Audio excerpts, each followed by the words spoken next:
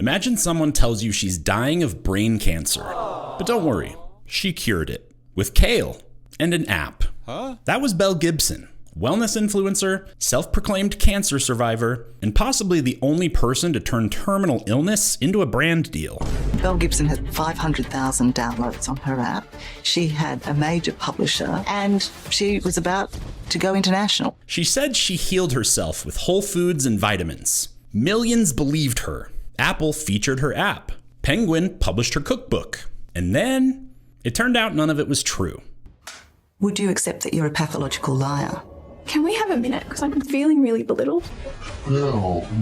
Hey there, friends. I'm Jake, and this is Bottom Line, where we cut through the supplement and wellness hype so you don't waste your money. If you like learning why some of the internet's favorite health gurus are full of shit, hit subscribe, and let's get into it. Today, we're diving into how Belle Gibson built an empire on fake cancer, and what that says about the wellness and supplement world we all scroll through every day.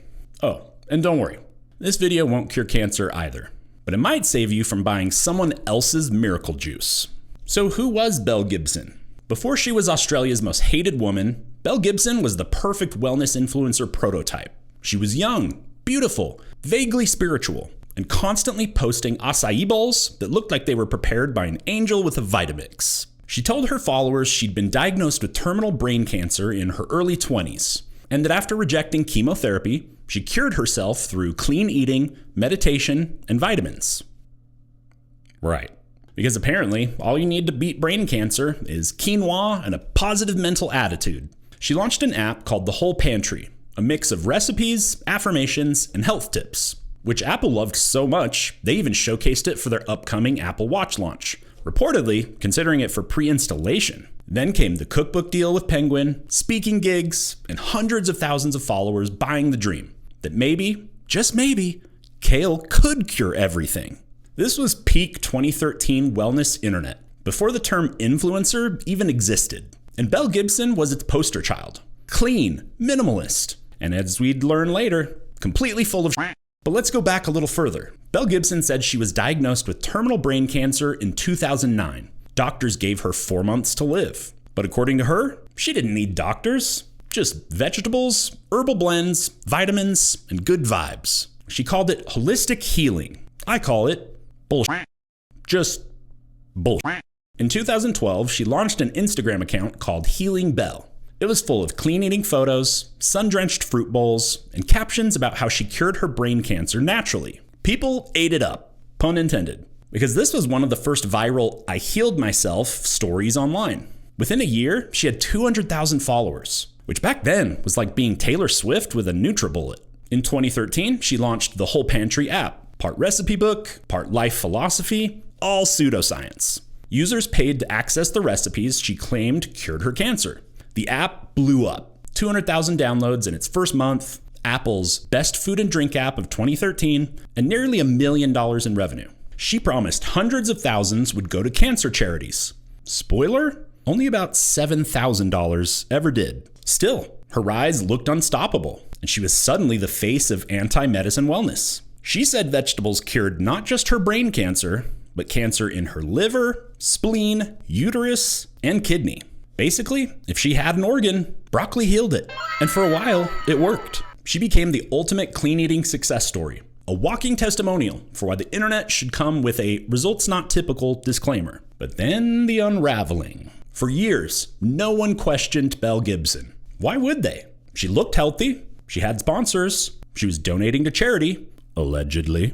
But by 2015, cracks started to form in her story. It began when journalists noticed that the hundreds of thousands of dollars she'd promised to children's cancer charities never arrived. Out of about $300,000 she pledged, she donated roughly $7,000. For those of you not good at math, that's about 2%. Even crypto influencers have better ROI. One of the supposed recipients was a boy with brain cancer. Belle said publicly she was raising money for him. Turns out, she mostly raised money for, you guessed it, Belle, and a few luxury getaways. After the charity scandal broke, Australian media started digging deeper. If the donations weren't real, maybe the diagnosis wasn't either. Reporters asked for her medical records, doctors, scans, anything.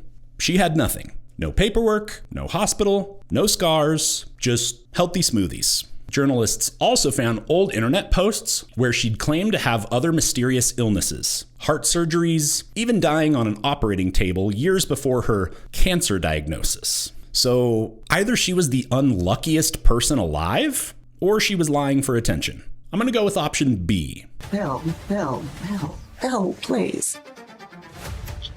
In April 2015, Belle finally admitted the truth in an interview with Australian Women's Weekly. Quote, "None of it's true." She said she didn't want forgiveness, she just wanted people to remember she's human.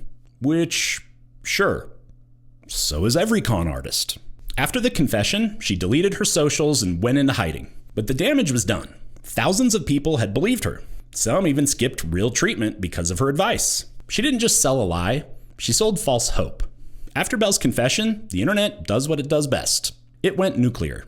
She wasn't just a liar, she was the wellness world's Bernie Madoff, except with more chia seeds.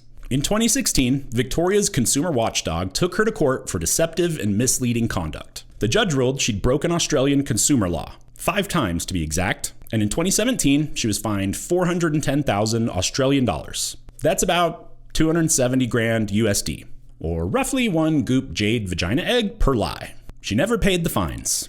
Authorities raided her home twice, once in 2020 and again in 2021, trying to recover anything of value. As of this year, most of the debt still isn't paid, which honestly is the least surprising plot twist in this whole saga. Her public career vanished overnight. Apple pulled the whole pantry from the App Store, Penguin recalled her cookbook, and Australia collectively said, "Yeah, we're disowning you.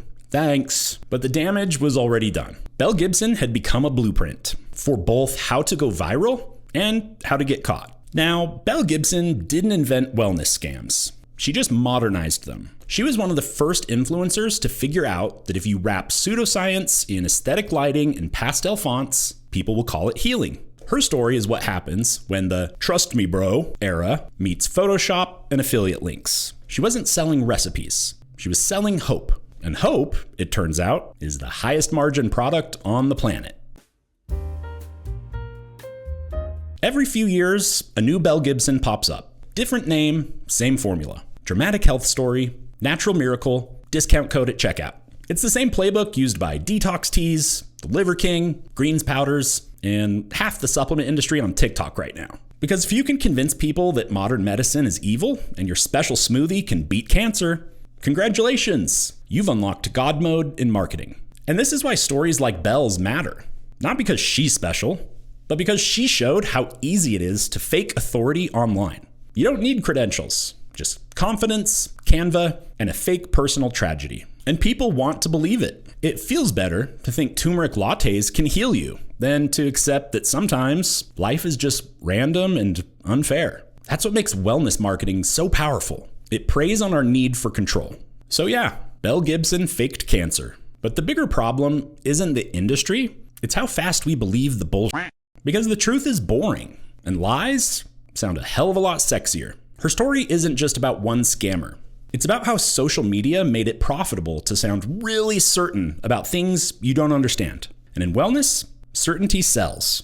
Every new miracle trend online, every before and after, every "this cured me" testimonial is one algorithmic descendant of Belle Gibson. She walked so the TikTok health bros could run. So the next time someone online says they cured their anxiety with a Himalayan salt lamp, just take a breath, ask a follow-up question, and maybe, just maybe, don't buy the stupid app.